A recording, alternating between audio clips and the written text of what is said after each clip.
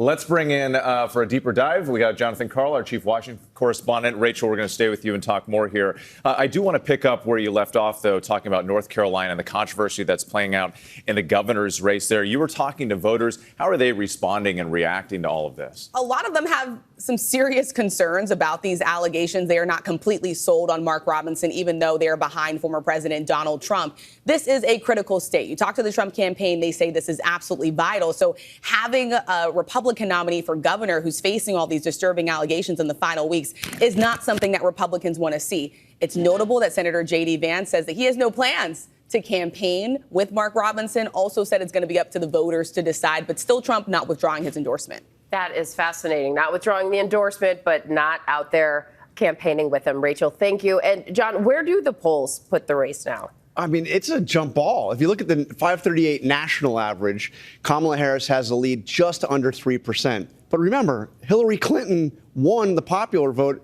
by just about 2%. So that really could add up to a victory or a loss for Kamala Harris. And then in North Carolina, the race is virtually tied. It's really well within the margin of error. But that's before this latest development with Mark Robinson. So she actually looks stronger than North Carolina right now than she looks in Georgia, which Joe Biden won 4 years ago. And John, the vice president accepted that invitation for a second debate, but we saw in Rachel's piece that Trump is saying it's just too late.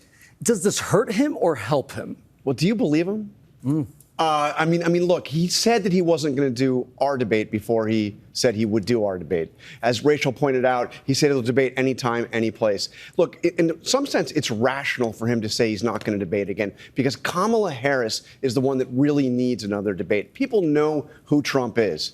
People are still learning who Kamala Harris is. Obviously, the last one went very well for her. I think it's still a huge temptation. 70 million plus voters. A chance to be on that stage again. We'll see. I think that you won't really know whether or not he'll do it until after he sees how the vice presidential debate plays out in just over a week. All right. John, Karl, Rachel Scott, thank you so much. We appreciate you as always.